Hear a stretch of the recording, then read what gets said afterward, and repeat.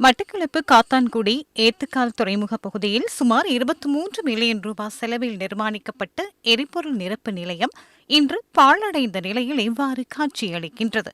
கடந்த 2013ஆம் ஆண்டு கடற்றொழில் நேரியல் வழங்கல் திணைக்களத்தினால் இந்த எரிபொருள் நிரப்பு நிலையம் காத்தான்குடி ஏத்துக்காலில் நிர்மாணிக்கப்பட்டது.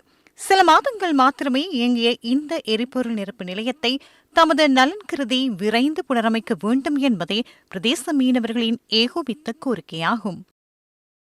அந்த எரிபொருள் நிலையம் சட்டப்படி எங்களுக்கு செஞ்சு தந்தீங்கன்னு சொன்னால் இந்த சைடில் உள்ள பூனச்சு முனையிலிருந்து இந்தியாவில் நதியா பீச் கடற்கரை ஏத்துக்கால் இறங்குதுறை கிட்டத்தட்ட 200-300 நூற்றுக்கணக்கான போட்டிருக்கு எல்லா மீனவர்களும் நாங்கள் வெளி இடங்களில் போய் லாமனை பெட்ரோல் அடிக்காமலுக்கு எங்களோட இந்த ஷெட்டையை நாங்கள் பாவிச்ச மனுஷனே எங்களுக்கு தூரங்களும் மிக விரைவு குறையும் எங்களோட தேவைகளும் லேசான முறையில் முடியும் இப்படி இருக்கிறதால மீனவர்களுக்கு பெரிய ஒரு கஷ்டமாக இருந்து கொண்டிருக்கு.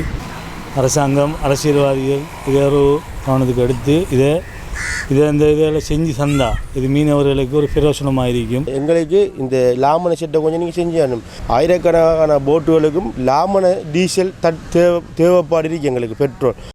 இந்த விடயம் தொடர்பில் மட்டக்களப்பு மாவட்ட கடற்றொழில் நேரியல் வழங்கல் திணைக்களத்தின் உதவி பணிப்பாளர் என் ஸ்ரீரஞ்சனை தொடர்பு கொண்டு நாம் வினவினோம். காத்தான்குடி ஏத்துக்கால் துறைமுகத்தில் உள்ள எரிபொருள் நிரப்பு நிலையத்தின் தற்போதைய நிலைமை தொடர்பில் கடற்றொழில் அமைச்சுக்கு அறிக்கையொன்றை தாம் அனுப்பியுள்ளதாகவும் எதிர்காலத்தில் இந்த எரிபொருள் நிலையம் அபிவிருத்தி செய்யப்படும் எனவும் அவர் தெரிவித்தார். சுமார் 23 மில்லியன் ரூபாய் மக்களின் வரிப்பணம் இன்று துருப்பிடித்த நிலையில் பயனற்று போயிருப்பது கவலைக்குரியதே. மட்டக்களப்பு காத்தான்குடி ஏத்துக்கால் துறைமுகத்தில் கைவிடப்பட்டுள்ள நிலையிலுள்ள எரிபொருள் நிரப்பு நிலையத்தை புனரமைப்பதற்கு சம்பந்தப்பட்ட தரப்பினர் விரைந்து கவனம் செலுத்த வேண்டும் என்பதே பிரதேச மக்களின் ஏகோபித்த கோரிக்கையாகும்.